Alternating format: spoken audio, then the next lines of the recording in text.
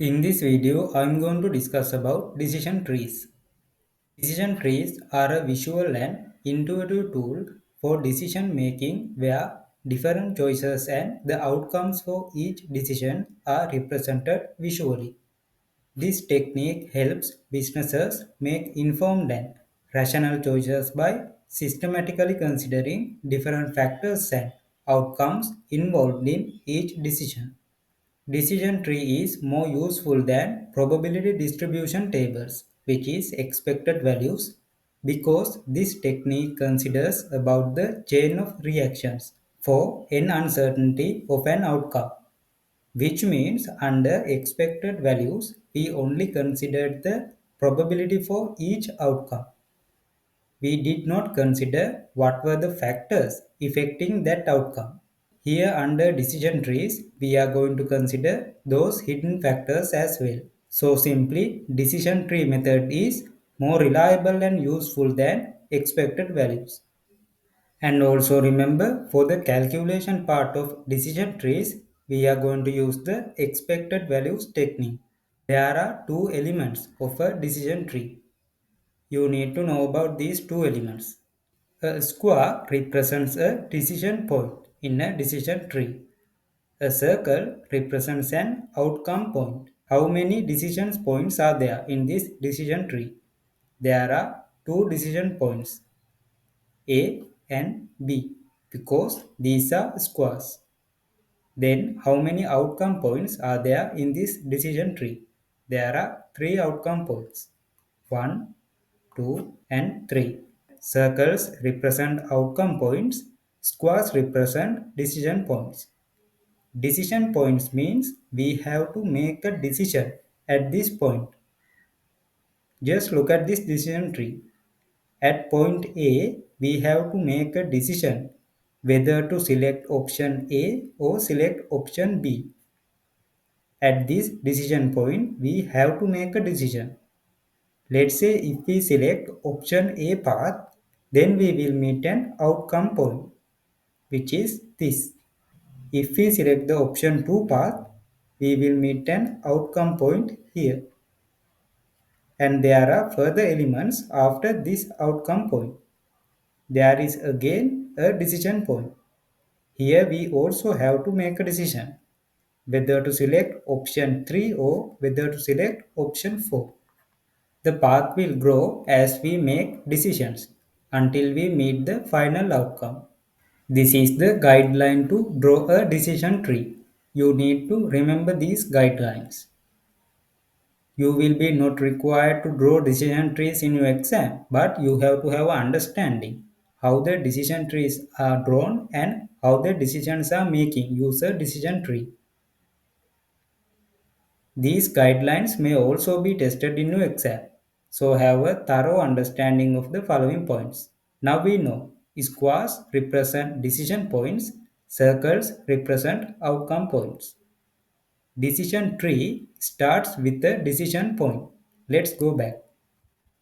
Look at here. This decision tree starts decision point. So now you know every decision tree starts from a decision point. Draw the decision tree from left to right. This means you have to start drawing your decision tree from the left hand side to right hand side. Calculations do from right to left. After you drew your decision tree, the calculations will be start from the right hand side to left hand side. Calculate the expected values for each outcome for a outcome point. Let's go back. Here is an outcome point. We have to calculate the expected values for outcomes of this outcome point. Now you know how to calculate the expected values. We have to consider all the outcomes for an outcome point. Costs should be deducted from the outcome unless otherwise specified. You will get to know once we do the next example. Always remember in decision trees, there will be negative values as well as positive values. Negative means those are costs or cash outflows. Positive means those are cash inflows or profits or returns. So you have to be mindful when you are calculating expected values using a decision tree. Select the highest expected value decision. Reject the negative expected value decisions. If all the decisions are negative, select none. This means if all the decisions have negative expected values, you don't have to select any decision because all of the outcomes will give us a negative expected value. We don't need that. Negative expected value means here a cost. We are not looking to increase our cost. We are looking for increase our revenue or the profit. So reject all the negative expected value decisions and select the highest positive expected value decision. Let's do this example so you will understand what we have learned so far. A company has launched a new product to the market 6 months ago. Management team has to make a decision whether to continue or stop the production of this product. The decision tree is given here. What is the decision? The decision the management team has to make is whether to continue this product or abandon this product. Now let's read this decision tree first. We will read this decision tree from left hand side to right hand side. So this is the first decision point. Now you know all the decision trees have to start from a decision point. So at decision point A, we have to make a decision whether to continue or abandon this project. If we abandon this project, we will save $18 million. This is a positive value. If we continue this project, there will be a $5 million cost. This is a negative value, which means a cost. So there is the first outcome point, and there are two outcomes with probabilities 0. 0.6 and 0. 0.4. 0. 0.4 outcome will lead to $12 million inflow. This is a positive value. And 0. 0.6 outcome will lead to another decision point B. So now we have to make a decision whether to buy new machines or whether to rent machines. If we rent machines, there will be a cost of 0.1 million, and there is a outcome point here. There are two outcomes. 0.6 probability that we will make $12 million. 0.4 probability we will make $10 million. These are all positive values. This means cash inflows or income. If we decide to buy new machines, there will be a $0.6 million cost, and there will be an outcome here. There are two outcomes. With 0.3 probability, we will make 6 million. With 0.7 probability, we will make 10 million. This is how we read the decision tree. And also from left side to right side, we draw a decision tree. Now let's calculate the expected values and see what decision we have to make. Now you know we have to do the calculations when using decision trees right to left. So let's find out what are the expected values for each outcome points. This is the outcome point 1, this is the outcome point 2, and this is the outcome point 3. So now what we have to do is we have to find the expected values for each outcome point. For outcome point 1, these are the outcomes. How do we know they have considered all the outcomes for each outcome? We can simply add the probabilities of the outcomes and see whether it is 1 or not. So 0.3 and 0.7 is 1. You already know this. We discussed this under expected values. Let's calculate the expected values. 0.3 multiplied by 6, 1.8. 0.7 multiplied by 10, 7. So the expected value for outcome point 1 is 1.8 plus 7, 8.8.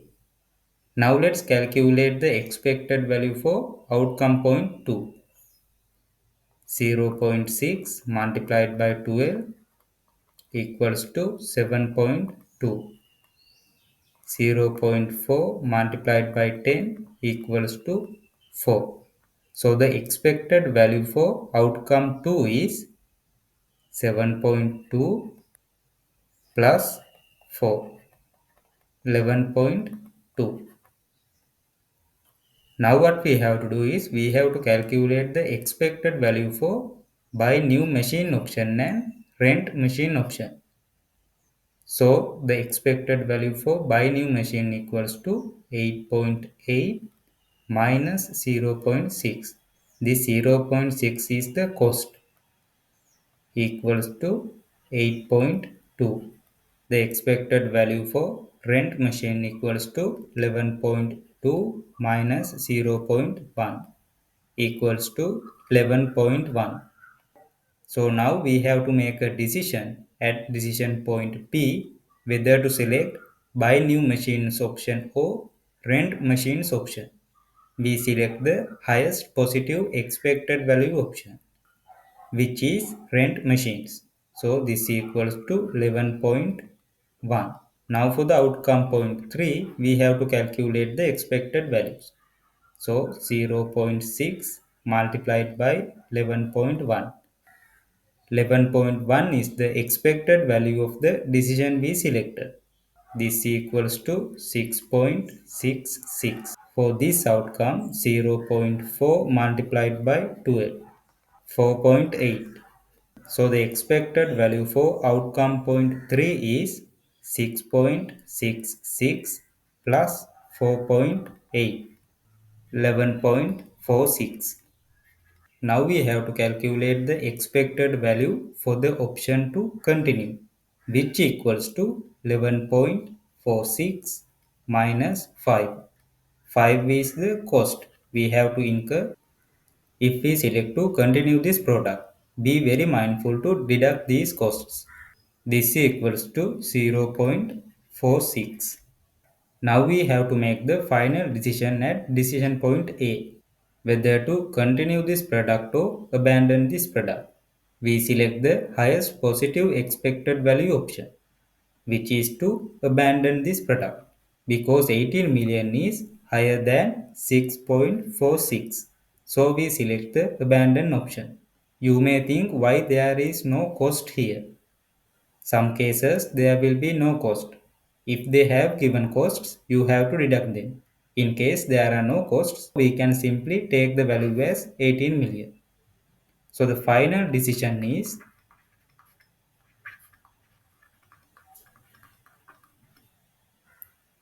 abandon this product. I hope now you have a thorough understanding about decision trees. Always refer to this guideline when you are calculating expected values using a decision tree.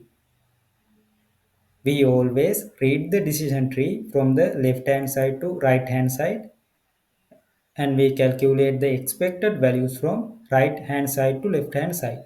And from the decisions, we select the highest positive expected value and we reject all the negative expected value decisions. Now let's discuss about pros of decision trees. Easy to understand. Decision trees are visual and easy to interpret, making it easier for business stakeholders to understand the factors that go into a decision. Now you know this clearly because we did an example. Data driven. Decision trees rely on data to make decisions, which can help ensure that business decisions are based on solid evidence and analysis. Can handle complex decisions. Decision trees can be used to model complex decisions that involve multiple factors and criteria. Can be used for prediction.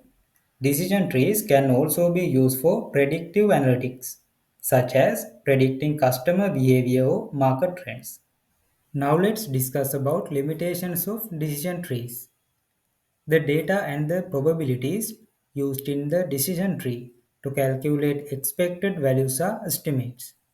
And also these probabilities are usually subjective. The decision trees uses expected values.